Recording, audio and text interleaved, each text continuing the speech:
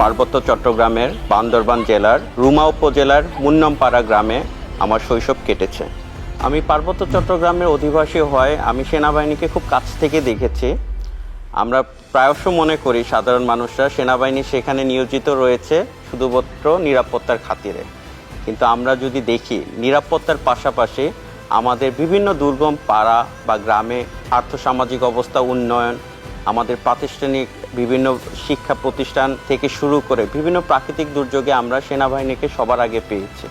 আমি আজকে সমাজে যে অবস্থানে রয়েছে তার সম্পূর্ণটাই বাংলাদেশ সেনাবাহিনীর কল্যাণে। আমি মনে করি শুধু আমাদের ভবিষ্যৎ যুব সমাজ বা তরুণ সমাজ নয়, আমি তার সাথে সাথে আমার সম্প্রদায়ের একজন প্রতিনিধি হিসেবে বলতে চাই, আমার সম্প্রদায় বোম সম্প্রদায়ের মানুষজন যারা রয়েছে দেশ সেবার অন্যান্য পেশায় তারা আবার এগিয়ে আসবে বলে আমি বিশ্বাস করি। আমার দাদু বাড়ি রাঙ্গামাটি জেলার নানিয়াচর উপজেলা হওয়ার সুবাদে এখন দেখতে পেতাম যে ওখানকার মানসম্মত শিক্ষা প্রতিষ্ঠান নেই বললেই চলে। যাতায়াত ব্যবস্থা খুবই দুর্গম ছিল, যার ফলে বাচ্চারা শিক্ষার আলো থেকে বঞ্চিত ছিল। তবে বর্তমান প্রেক্ষাপটটি পুরোই ভিন্ন। সেনাবাহিনী এবং সরকারের বিভিন্ন উদ্যোগে বিভিন্ন শিক্ষা প্রতিষ্ঠান স্থাপিত হয়েছে এবং যোগাযোগ ব্যবস্থা উন্নয়নের ফলে দুর্গম এলাকার বাচ্চারা সেসব শিক্ষা প্রতিষ্ঠানে এসে পড়াশোনা করার সুযোগ পাচ্ছে।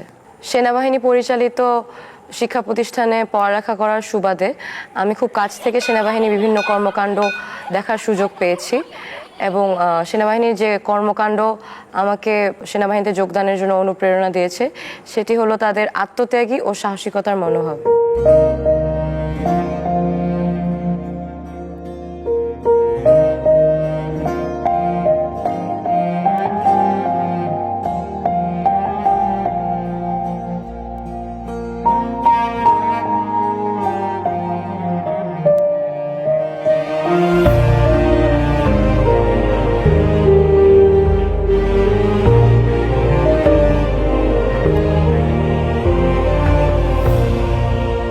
আমি একজন সেনা সদস্য হিসেবে নিজের পাহাড়ি জনগোষ্ঠীর কাছে উদাহরণ হতে পেরেছি, এটাই আমার জীবনের সবচেয়ে বড় গর্বের বিষয়।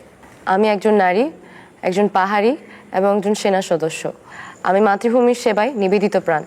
দেশের প্রতিটি কোণে সম্প্রীতির আলো ছড়িয়ে দিতে আমি সদা প্রস্তুত।